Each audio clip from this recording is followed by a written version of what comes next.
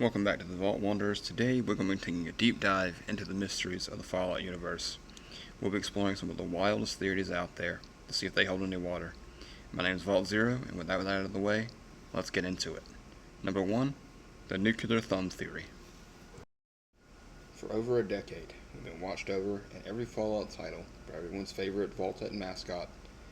It has been heavily speculated for a long time, however, that despite the friendly Vault Boy giving the player the wink and the thumbs up, there was something more about the mascot.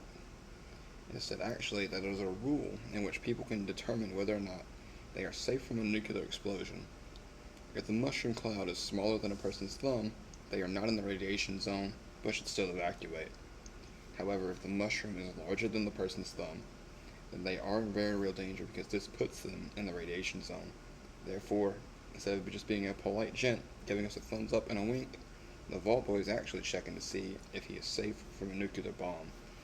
With the release of the official Fallout TV series, this theory has all been but confirmed.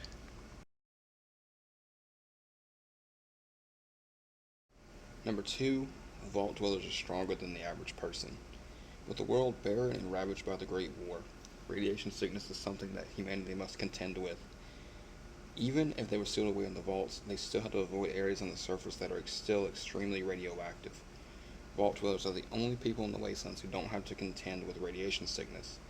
This theory states that because of this, humans they encounter out in the wastes are significantly weaker than the vault dwellers, thus explaining reasons why dwellers could complete tasks that were thought impossible, such as the lone wanderer being able to survive the hostile wastes of Washington, as well as Nora being able to bring down the Institute when no one else could.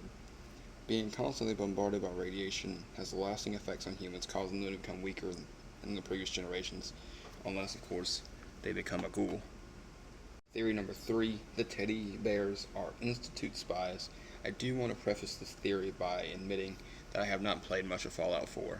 At launch, I was not a big fan of it. It was so different from Fallout New Vegas, but looking back, Fallout 76 is also very similar to Fallout 4. And I've been playing Fallout 76 for years. I feel like I have plans to go back and play 4, but I think if I go back and play it, I'm really going to enjoy it. So if we get into the meat of the theory, it is that a powerful and mysterious group known as the Institute, they do a lot of strange things such as using crows for spies, but it's also theorized that they use these teddy bears and place them in very strange positions in strange locations as some sort of spy to spy on humanity. The questions for this are, why are they found in such funny poses? How do they survive as long as they have? And who put them where they are? Because even in 76, there's a lot of funny poses that they're found in, and I think this is just a really fun theory. The question really is, are they sentient? Is it a Toy Story thing where they freeze when the player walks into the room? That's the question we should be asking. Number 4, not all vaults were designed to run evil experiments. This is not common knowledge, however I feel like it should be. Not all the vaults constructed by the nefarious Vault-Tec were designed to torture people and record the results. Vaults were really the best chance any human had of surviving the coming nuclear winter. That being said, Vault-Tec certainly knew this, and they would keep their promise that they had sold to the public. However, they would reserve these perfect vaults for just their top brass, just their CEOs, their board of directors, and families of the really important people associated with Vault-Tec. And that is why these vaults aren't typically shown in the game, because of how, boring they would be in comparison to the extremely interesting ones where these barbaric experiments were done. Vault 63 in Fallout 76 is the first real instance we get where we see a vault that can be considered perfect, as the goal of this vault was to shelter the Stoltz family. These guys were on the board of directors for Vault-Tec and help them emerge as the most powerful society in the New World and help rebuild Vault-Tec after the bombs fell, and they emerged. Number 5, the Smiling Man is actually a shapeshifter. One of the most iconic cryptids of Fallout 76 is Mothman, a real-life cryptid allegedly having a humanoid body of a man, as well as a 10-foot wingspan of a moth, accompanied by a pair of huge glowing red eyes. Mothman's existence in the game is extremely well known, with an entire cult worshipping him.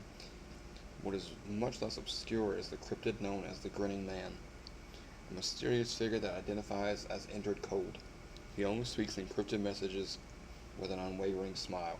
When attacked in-game, he disappears into a black mist, eerily similar to what happens if you attempt to attack a stalking Mothman, begging the question, could he be Mothman in a different form, taking a human disguise? Number 6. The Courier recovers from his gunshot wound to the head by leveling up. Normally when someone gets shot in the head, they don't typically get back up and proceed to conquer everything in an irradiated wasteland. The Courier, however, in New Vegas recovers quickly and completely, which is something that someone like the last son of Krypton would be capable of. Seriously, it's absurdly superhuman how quickly he recovers. However, this theory suggests that rather than recovering completely anytime the player levels up, the Courier actually recovers, regaining some of his older strength that he has refound. And I think this theory holds a lot of water and makes just a ton of sense. Number 7, Fallout and Elder Scrolls take place in the same universe. It's extremely common for games from the same company to actually be based in the same universe. Many people theorize this to be true with Fallout and Elder Scrolls, the two core franchise titles of Bethesda. There's several Easter eggs linking the two titles, such as the presence of the Iron Dragonborn helmet in the Fallout world, as well as confirmation of sweet rolls to exist in the Wasteland, and nods to the Dragonborn in several of the game's comics. One Easter egg stands above the rest, seemingly confirming this theory.